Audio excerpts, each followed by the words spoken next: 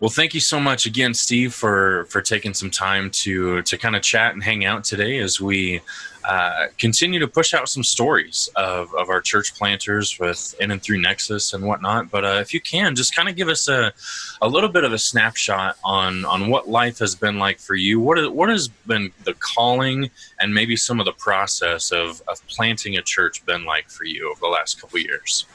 Sure. Thank you. First of all, my wife and I left a larger church to go do some revitalization work at a smaller church, and it was a wonderful church. People loved each other very well. It was just a kind of a quiet, small church, but it was on the backside of the life curve, and we were getting to the point where, after about 5 years, we realized that, honestly, we were past stages of revitalization to make the church effective and healthy again. And so the process came through. God just opening a bunch of doors and making the way clear that the best thing that could happen for us would be to close the church down, to sell the building, and to plant a new church, which is what we did last year. So year, and actually it's been right at a year this weekend, believe it or not. Wow. Okay. Yeah, is when we did that. So from there on, we sold our building in like a week. Wow. Okay. Yeah, it just sold. It was quite amazing. And we planted in a local church.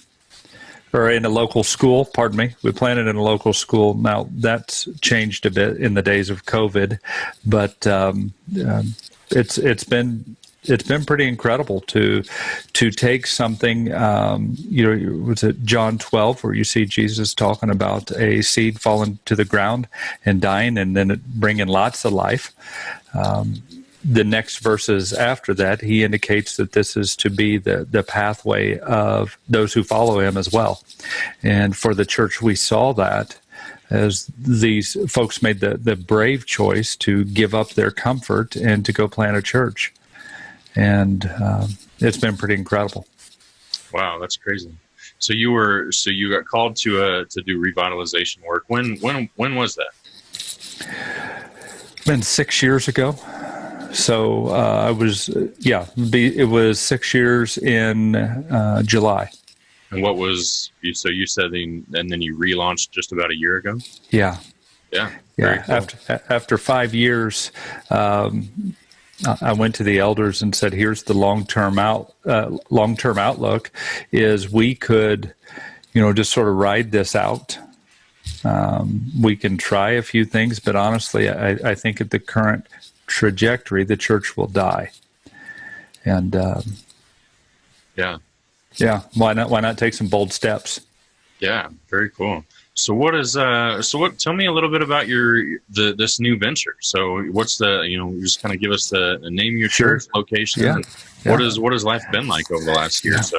So Thrive Church, it's pretty simple. We're in just 15 minutes outside of Indianapolis in a growing community. One of the largest neighborhoods in Indiana was built down there, about 3,000 houses, and they didn't add any more churches. And so we bought a piece of land right in the center of the neighborhood, and we will build there. Right now we're meeting in a Christian school in Mooresville that's allowing us to rent their facility. We're seeing new people all the time. It's crazy. Even since we've reopened after COVID, we're still seeing lots of folks we don't know. Yeah. And matter of fact, we're getting ready to launch a second service in September 20th. Yeah, man, it's coming quick. Yeah. Yeah. So what has life been? I mean, that's got to be kind of a rude awakening. I mean, so last September you launch, basically, right? Yeah. And then 6 months into that, more or less, like quarantine kind of happens. Oh yeah. What was that journey kind of like, especially in the life of kind of this new venture, this new ministry? It was crazy. It really was, because we were growing quickly and things were happening. It just seemed like all the right pieces were coming together.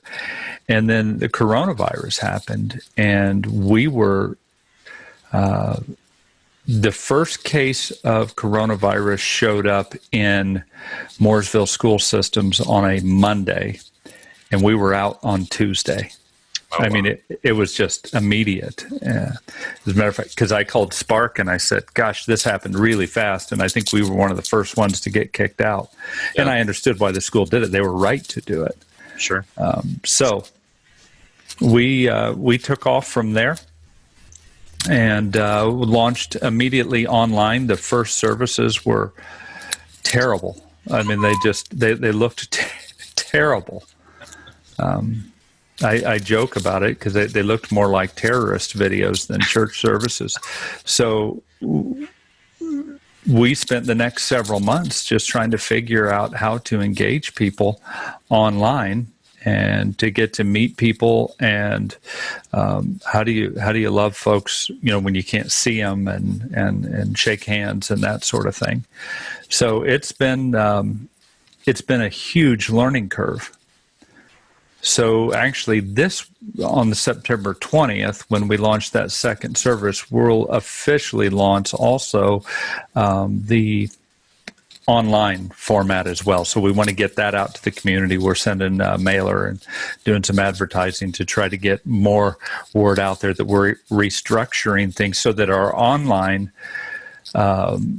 service doesn't look like you're just watching as if you were in person. We're going to do our best to try to take that into folks' living rooms, to make it look a little different. Yeah, very cool. Yeah. What has that changed anything in the way that you all do ministry moving forward?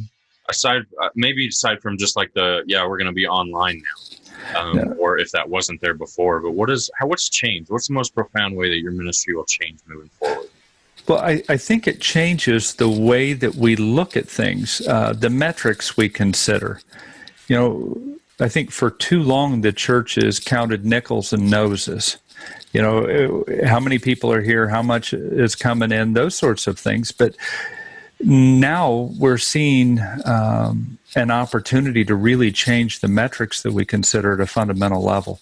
So what's it look like to engage people with the gospel? How many people are we interacting with? What does it look like? How many people are being discipled? I think those are much better questions than attendance. Yeah. And realizing right now that think of how to word this, that this isn't a distraction, but it's been a disruption. So what we do is fundamentally different going forward. In the life of that closing down of that church and kind of the relaunching of Thrive, and in the midst of all the changes that has been so much probably for your ministry over the last year, do you still have a lot of people that were involved in that first part of it that are still in your, like, maybe part of your launch team, or Sure, or kind of coming through that? Or how did you navigate relationally through that big of a transition? Yeah, that's been tough. And we brought, let's say our launch team was around 70. Actually, no, that's incorrect. Around 120 from the old church. We kept a good number of folks, but we kept folks who were very loosely associated with, they came for the interest of it all. But a year later now, a lot of them have left. Yeah. And we had gotten to where just before the coronavirus hit, we were at about 50-50. So 50% from the legacy church and 50% of a new congregation. Yeah. And that is different at this point, because even through the quarantine, it seems that the congregation has continued to refine And some folks have, church planting can be hard work. Yeah.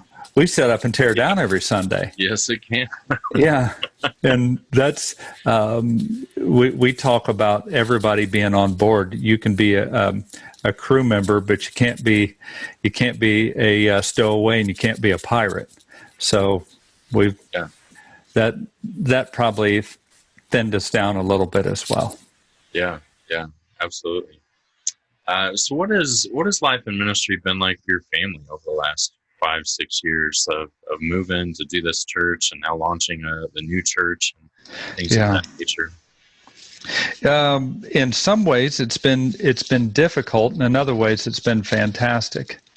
My kids left a large church that had a great youth ministry, and we went to a small church that didn't have much of a youth ministry at all, and I think that was difficult.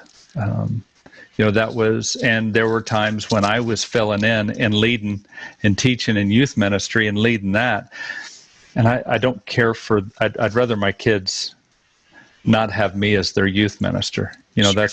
That's not a good fit. Sure.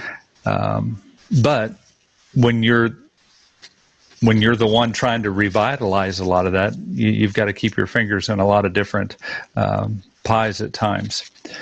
So that was hard on the kids. I think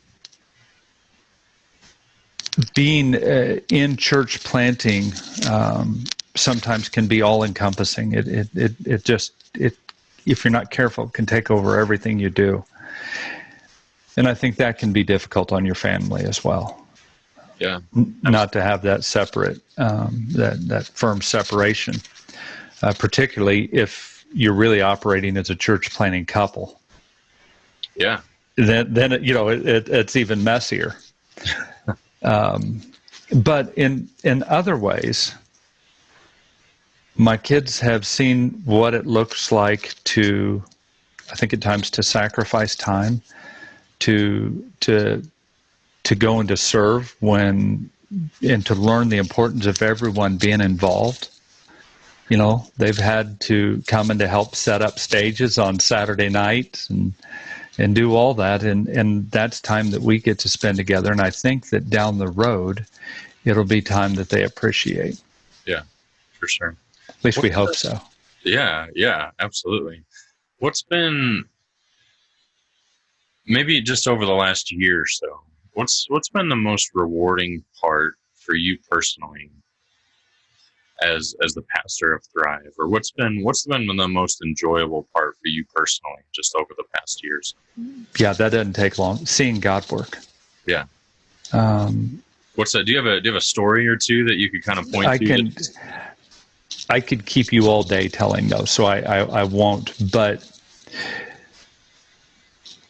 having been in ministry for a while, you hang on to the stories where you know that it was specifically God that did things. Once we started planning a church, it just happened all the time naturally. A quick story was the Friday before our big launch. So I was driving to rent more chairs. We needed more chairs. It was I can see the time on the clock. It was 4:54. And I get a call from the school saying, "Hey, no janitors signed up to work, so unfortunately, you guys can't rent the school." This is just before 5 on Friday of the week we're launching, and I sent out a quick text to our prayer team and said, "Guys, this is a big problem. We need to pray that God will provide right away, or we've spent all this money and we've sent mailers and all that, and we're going to be in trouble."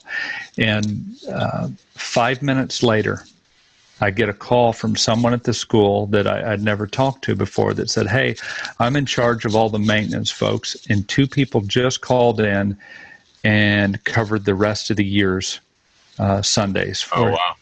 Yeah, and you're like, seriously? Did that really just happen? And it happened so often that folks started joking, did somebody tell the prayer team? Because God was just answering prayers in incredible ways.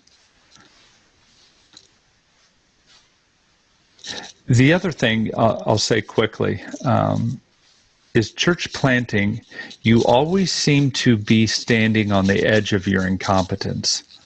And I think that that's exactly where God wants you to be. Because if you can't do it on your own, you have to rely on Him. And if He doesn't come through, you're in trouble. Yeah. Boy, you pray a little different. And, your steps of faith are a little different. And at the end of the day, He gets the glory. And that rings true to me. Yeah. Yeah, no, I get that. I think one of the things that Phil, director of Nexus, often says is he has this imposter syndrome sometimes where he just doesn't feel like, I don't deserve to be where I'm at, or I don't have the ability to be where I'm at. But then God just throws you into situations where it's just like, you just got to swim, and He's there to help you. And I totally resonate with that. Man. Yeah. It's the edge of your incompetence. So what's you mentioned going into kind of 2 services, have a little bit of life coming again back into this fall, but maybe in the context of just disciple making and leading others, the vision of your church, what's next for Thrive? I guess I could speak to that on a couple levels. On a simple discipleship level, we want to be the type of church that doesn't set up unnatural activities for you to act unnaturally. So we're not going to, throw a big revival and you come and share the gospel when you've never shared the gospel in your life. Yeah, I'd much rather be the type of church that teaches and equips and helps folks to be able to share the gospel and the love of God in their spheres of influence, in your home and in your workplace and where you live. That is where our focus is. And I mean, that requires that folks take discipleship serious, that, learning what it means to lead others in a growing relationship with Christ. At a slightly higher level, I think that means that, let me back up. How do you define maturity in a Christian? And that's the $10,000 question. How do you define? Is it that they know a lot, or maybe even know some fancy Greek words, or are they multiplying? Really, I mean, I tend to look at that much more seriously. Are they leading other people to know Jesus? So if they're multiplying, and if that's the case at a disciple level, why wouldn't that be the case at a church level as well? Yeah. So I'm trying to focus on Thrive Church being the type of place that plants other churches. So that we're leading other people to from within, and trying to get guys who are families that are need to do a residency, or just folks who are in the congregation that have leadership capacity and a desire, and build them up, send them out. Speak to that for just a minute, because you have a couple guys that are involved in your ministry right now, either through like a residency or something similar. Sure. That are preparing to go out and plant a church. How did those relationships kind of come about? Well, in a lot of ways, you make that part of the language. So this isn't something else that we're going to do. It's what we do. We multiply disciples. We multiply churches. That's who we are. So if that's the case, then the folks that I'm trying to disciple, if I see that you have the capacity to start things, maybe small groups, and lead the small groups while you're starting other things, and you have this initiative and this drive, I start to think about micro churches. What's the chance there that you God's leading you to do this. Who are the folks, if we can identify that? I think sometimes we forget that it's all by grace. So we like to say that in terms of salvation, but the reality is church planting is all by grace as well. This is Jesus's ministry, not ours. Yeah. So if we can raise up folks who are willing to follow God, particularly in this day and age when we start thinking co-vocational or bivocational, man, if we can equip folks, we can do that. And I've been working with several folks to, hey, what would this look like to plant a church? And you find out pretty quickly if they're serious. Yeah, absolutely. Tell me, and this, I don't mean for this to be offensive at all, but sure. A lot of people think church planting is kind of a young man's game. You know, I mean, maybe like early 30s, maybe mid 30s. They had a tiny bit of ministry experience, and then they got frustrated by this or that or whatever, and they felt called to go start their own ministry. But having conversation with you, have a conversation with my other friend, Nexus planter Robbie Brust. He mentioned that, and just the idea of being seasoned in ministry, where he was at a large church and then just felt called to go start something new. What has maybe that been like to follow this call a little bit later in life? That's funny, and no, it's not offensive at all. As a matter of fact, I think it's a really important topic because a lot of times we do think of church planters as younger, and oftentimes church planters, feel uncomfortable in a certain setting, and they're like, man, I really, you feel this drive to go and do something different. We're kind of Protestants in the best or worst kind of way, whichever way you look at it. Sure. We protest things and want to go start something different. There is a time, though, when you're ready to take on hell with the squirt gun. But then there's a few years later when you learn to pick the right battles. And maybe you still have that same drive, but you can match it with a couple of gray hairs that have been through a few difficulties. And I think that's super important because, one, I think we need mature, not just bold, but mature and bold church planners. Yeah. Because loving people is difficult. Yeah, absolutely. And in the context of maybe even through that and in some of the restart function that you kind of walked in, do you have any words of advice for people that might be in that area that where things just, what indicators or what advice would you give to somebody that might see that, things may not be working right now and we need to maybe totally restart or revamp? Sure. That's such an important question. As a matter of fact, I'm doing some academic work on that right now on what are best practices for restarting dying and declining churches. Oftentimes we go through ministry almost like it's hospice ministry. We're just hanging on and we're hoping for the next big thing.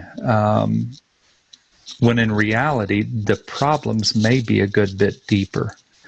When we get to the point where we're completely inward focused, when we stop serving and want to be fed, we have now a backwards function of the church, and the conversations are difficult that come out of that.